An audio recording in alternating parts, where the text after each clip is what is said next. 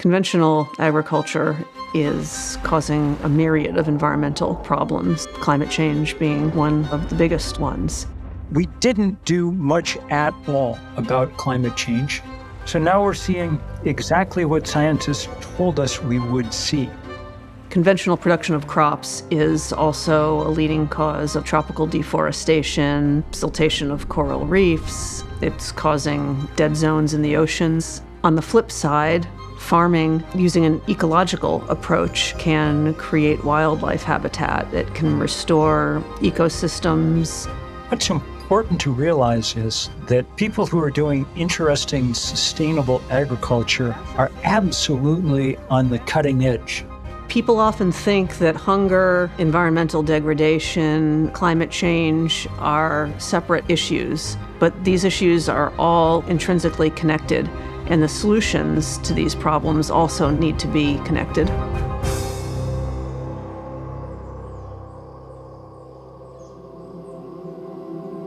As a child, I spent lots of time behind my house just exploring, wandering through the woods. I would spend hours in a tree near our house, and I would sit up in the crook of that tree reading books or spying on people coming to visit the house. In college, I studied environmental conservation and ended up really focusing my studies on tropical deforestation. So I learned how people were cutting down more of the forest every year in order to grow crops, and how certain agricultural practices were more inclined to lead to deforestation. Humans are used to thinking of themselves as a small part of the vast world around them. And really, that's what we always were for a long time, until sometime in the last couple of centuries when we've gotten large enough that we've begun to affect everything around us. Agriculture in the food system is somewhere between a quarter and a third of all of humanity's emissions. So there's a room for it to at least be responsible for itself. Cleaning up its own act, as all sectors of civilization need to do.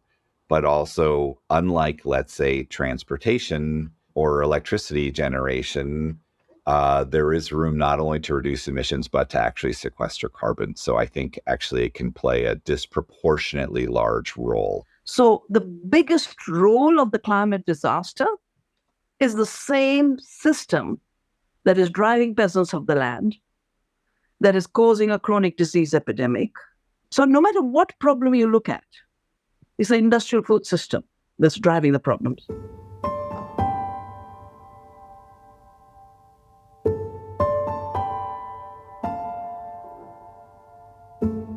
There are decades of research showing the delicate balance between food production, climate, and a healthy environment.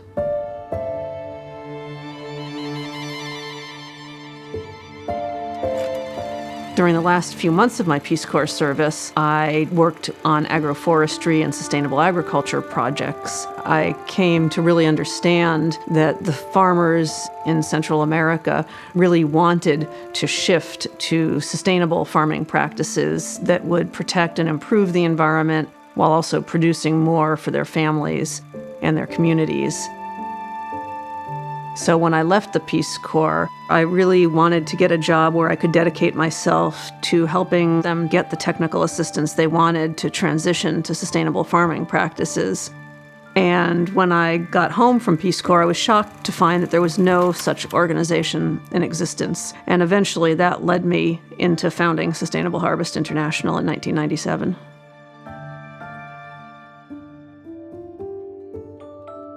If you live on planet Earth and you eat food, then you are very much connected to the farmers in Central America, even if it doesn't seem obvious at first.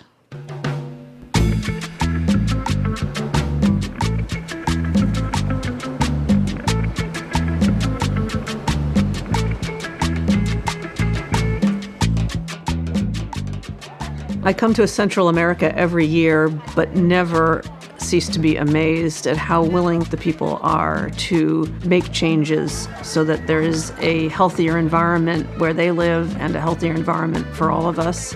and healthier food and more food for everybody.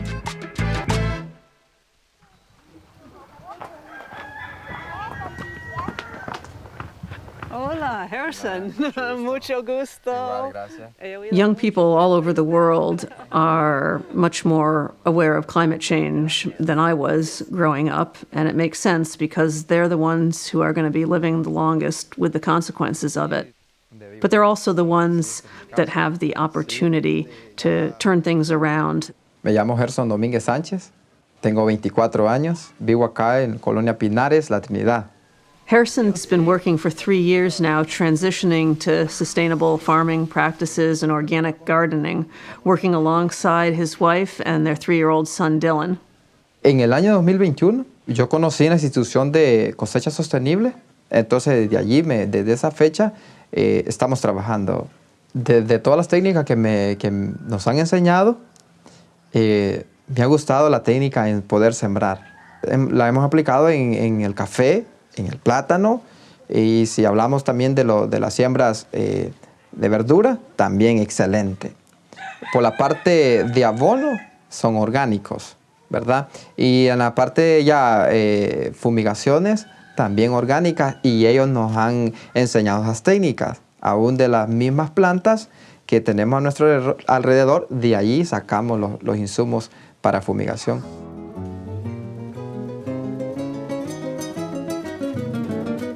Aquí en mi casa, lo que tengo sembrado, ahorita tengo tomate, tengo pepino, zanahoria, remolacha, hay chile, culantro, hay apio, hay aguacate, naranja, hay nance, tengo piña, guineo, plátano y café. Últimamente estamos consumiendo lo que sembramos acá. Se nos hace más fácil porque lo cosechamos acá naturalmente. Sí, por ejemplo, el tomate, la zanahoria, el chile, el pepino. Entonces, ya eso es una gran ayuda para nosotros, porque ya no lo compramos. El cambio que ha pasado en mi vida es la alimentación.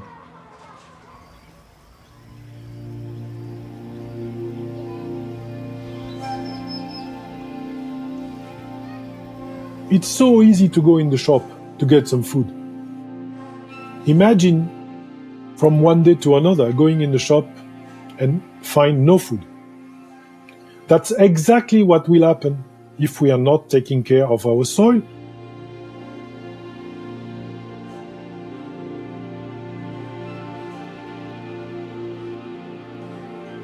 Si cuidamos bien lo que es la parte del suelo, de la tierra, va a haber más cosecha. Every bit of food we eat is the biodiversity, is the soil, is the water, is the sun. A plant is the most amazing technology. It takes carbon dioxide with the sunlight for free. It gives us food. That process is what cools the planet, and it gives us our breath, so we are alive.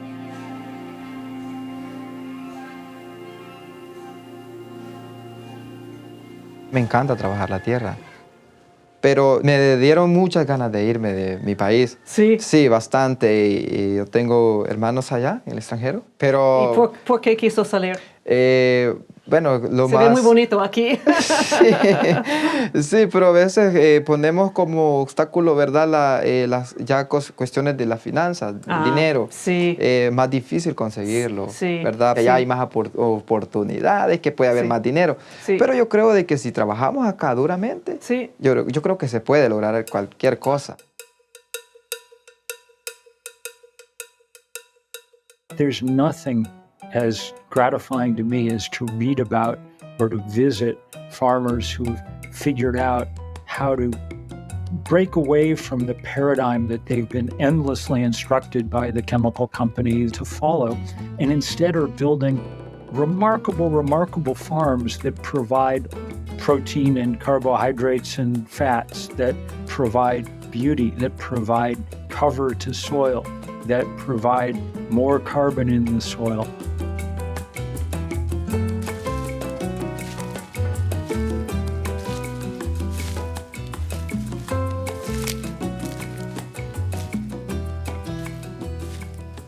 If you talk to an ordinary person And you tell them, listen, the climate is changing. You'd better change your food system. It would be unfair on them. But if you tell them that, all that extra money you're spending on healthcare, you could totally avoid that issue if you eat food produced with the rhythms of nature, the diversity of nature. They might get interested.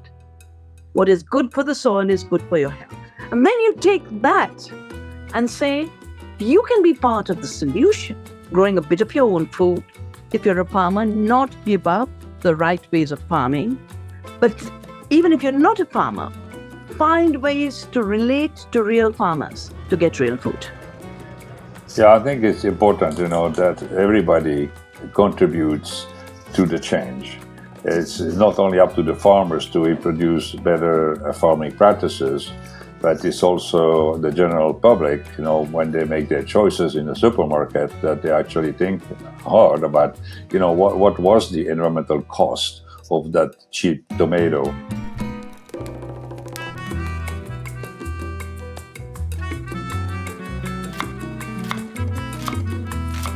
Ese es el cambio. Ya no comer, no alimentarse con cosas que están contaminadas, sino que comerlas limpias. Entonces ese mensaje y ese pensamiento para la generación que viene, como mi hijo, ¿verdad? Que ya no se enfoque a comprar allá afuera, sino que lo cultive él en casa. Gracias.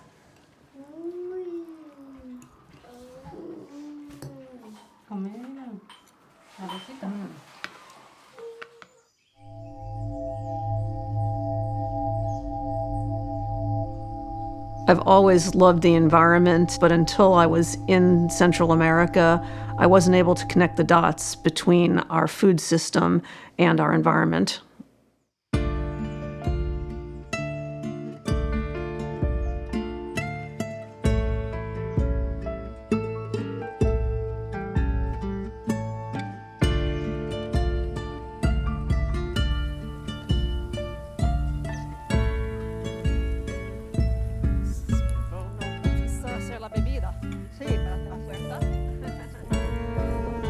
Doña Isabel is so inspiring because she is so completely dedicated to making life better for everybody in the community. Mi nombre es Isabel Montoya.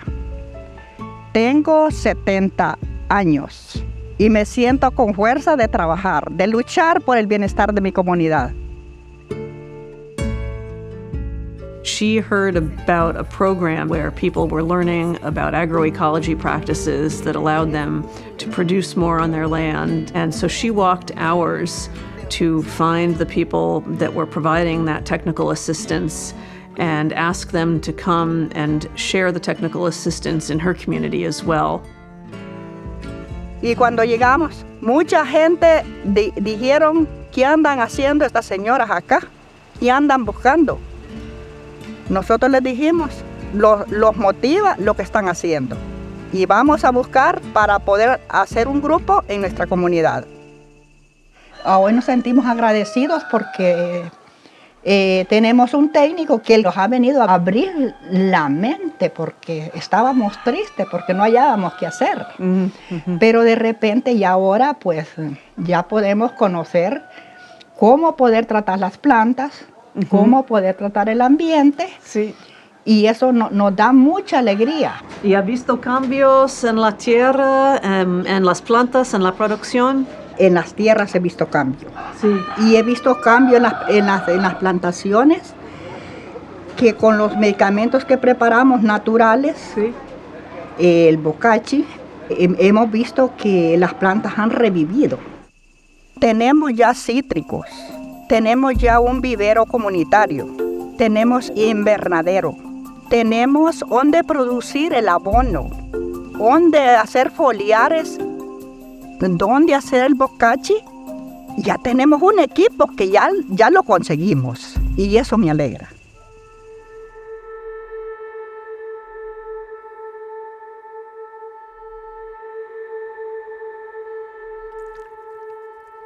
People who are doing expensive, chemical-laden agriculture are stuck someplace in the mid-20th century. and have missed so much that we have learned in time since. The most progressive and interesting farmers on this planet are often found far off at the end of dirt roads in parts of Asia or Africa or Central America or South America, figuring out how you can provide in abundance with low inputs and some real positive effect on the world around you. That's the miracle of farming.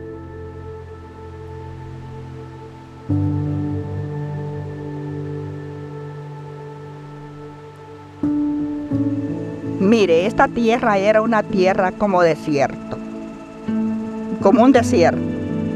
Se ha convertido en una tierra que es fértil y se va a restaurar más y más cada día. Globally, we need anyway to preserve all the environment and mainly the soil to be able to continue to produce for the next generation and the next generation after the next generation. The best people that could preserve all those resources and this soil capital are the farmers themselves. If the farmers are properly trained, if they are properly oriented with the regenerative agriculture or agroecology as a whole, then they will be able to continue producing for ages, and then humanity will be able to stay on Earth.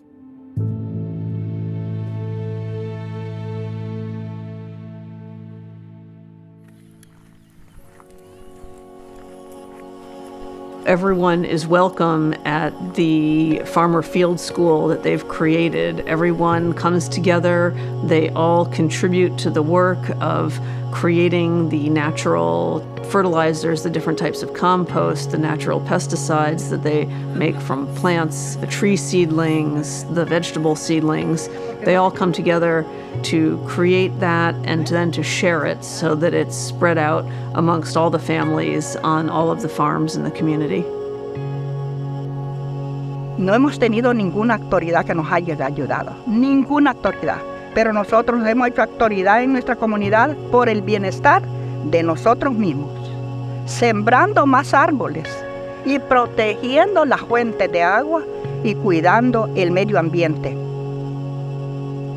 Qué bonito es querer la naturaleza. Eso es precioso.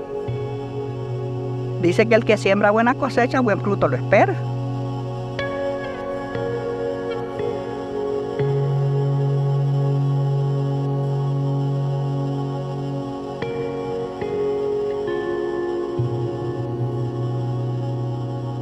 The biggest change that I notice is when I go back to visit a farm many years after the farmer has shifted to ecological farming practices, and land that had few or no trees now will have towering trees that are shading a lot of other plants, and there's just an incredible diversity growing at every level.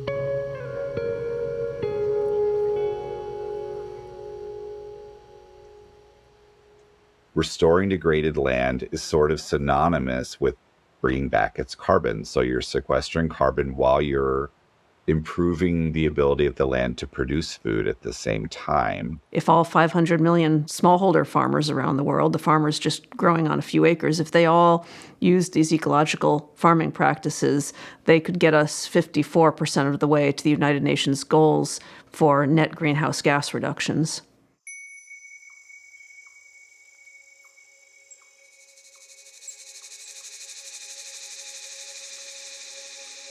We've upset the physical cycles on which so much, including farming, maybe farming above all, depends. The way that water moves around this planet and the way the seasons work are the things that, above all, farmers depend on, and they no longer can.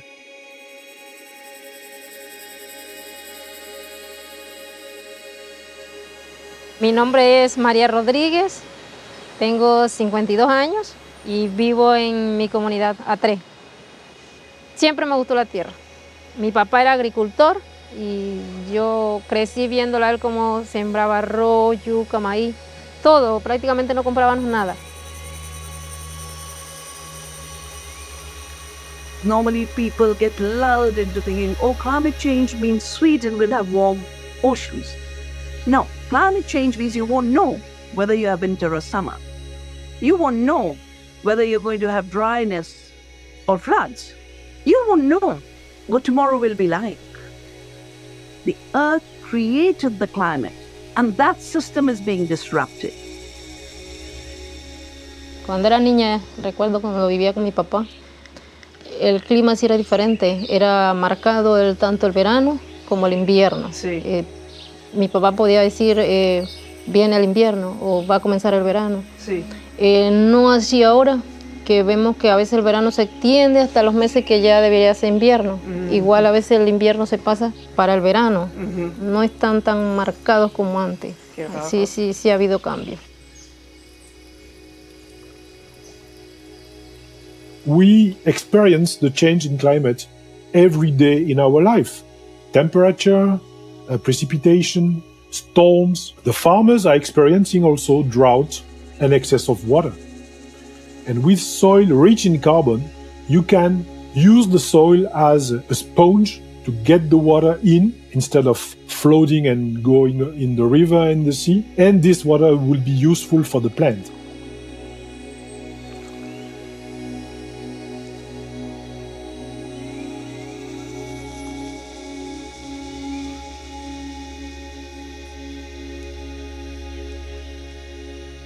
Agradezco también al programa Cosecha Sostenible porque nos enseñaron a sembrar y que luego seleccionáramos la semilla la mejor. Y la secáramos y la empacáramos pues. Y que hiciéramos como un banco de semillas y de ahí nos intercambiáramos así con las otras familias. Qué bueno. Y si otra persona pues, que estaba fuera del grupo quería también se le compartía. Why we need to really support smallholder farmers is they are our guardians for our water, for our biodiversity, and a world where we mitigate climate change through healthy agronomic practices.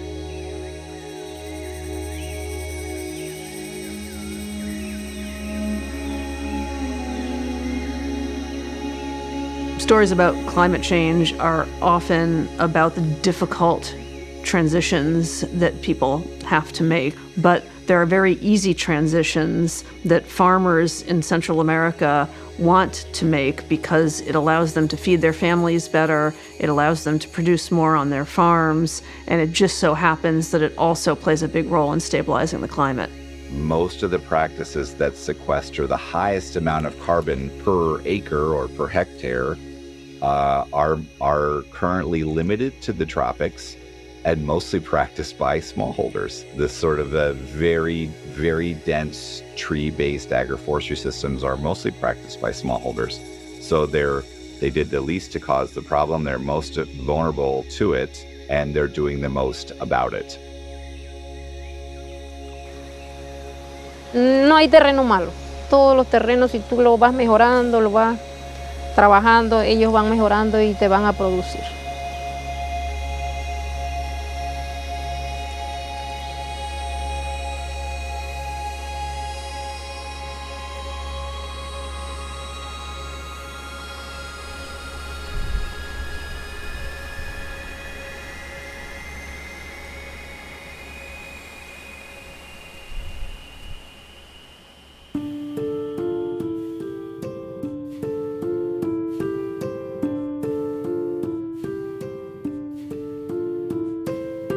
Today, so much money is being spent by governments and by businesses to support destructive farming practices. Redirecting even a fraction of that to support the transition of smallholder farmers to ecological farming practices would be enough to transform our world food system. Governments in every case need to break away from the embrace of big anything. Big oil, big pharma, and big ag are setting government policy around agriculture and energy everywhere. And that's a huge mistake. A repurposing of those subsidies in the direction of small-scale, ecologically sound farming would be an enormous, enormous shift. So It doesn't take a genius to figure out what we need to do. We're starting to see it happen, but it's not yet happening at the speed we need it to. Globally, we're at something like $700 billion a year of money going into agriculture from governments, and something like 2% of it is going to environmentally friendly practices. So right now, governments are mostly funding the wrong kinds of agriculture. So the first thing to do would be to stop paying for the wrong stuff and take some of that money and put it in the other direction. Because if a farmer's trying to do the right thing and they're competing with someone doing a less beneficial practice whose practice is subsidized in some way by the government, it's very hard to compete there. So can we stop funding the bad stuff and start funding the good stuff? So we are really talking about huge potential. Now, the power of this potential is A, it's in the hands of small farmers. B, it has established science behind it. C, it is not just a climate solution, it is the only way to grow more and nutritious food. Because we are not facing just a climate crisis. We are facing a climate crisis with a biodiversity crisis, with a hunger and malnutrition crisis, all of that together. And here, in the hands of farmers, is the potential to address all of them.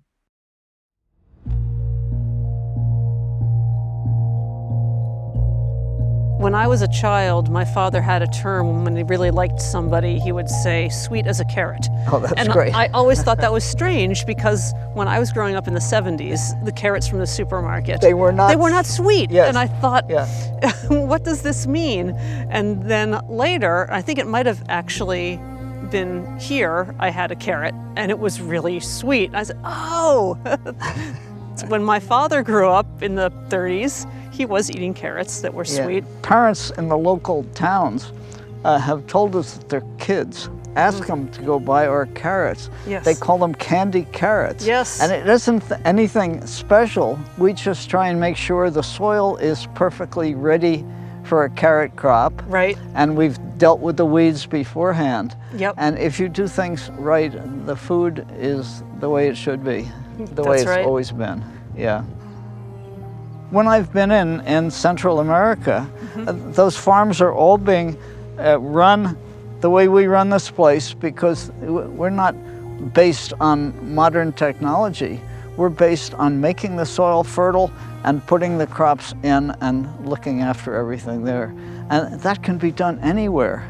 And everybody can afford to do it. That's the best part of it. Yes. I think you just summed up everything that we want to say. Max, we don't need you to make the film anymore. We can just have those 2 sentences from Elliot and we're good. It's the way farming was always done and the way it can be done.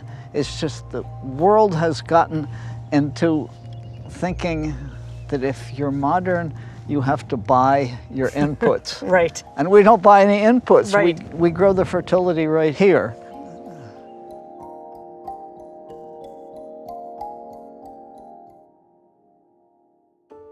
The conventional wisdom even a generation ago was that topsoil was something that took centuries, if not millennia, to build. And we now know from example after example that good farming is able to build rich, tilthy soils in a matter of years. And that's a promising, hopeful thing. We live in a time of formidable challenges, including the climate crisis.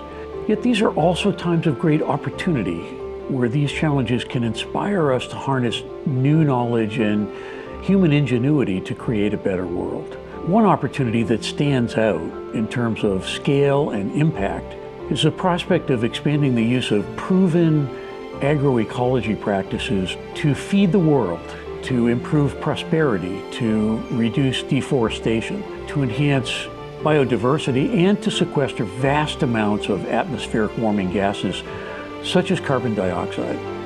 So I join others in supporting Sustainable Harvest International's work to scale its impact from thousands of farms to 1 million farms and beyond.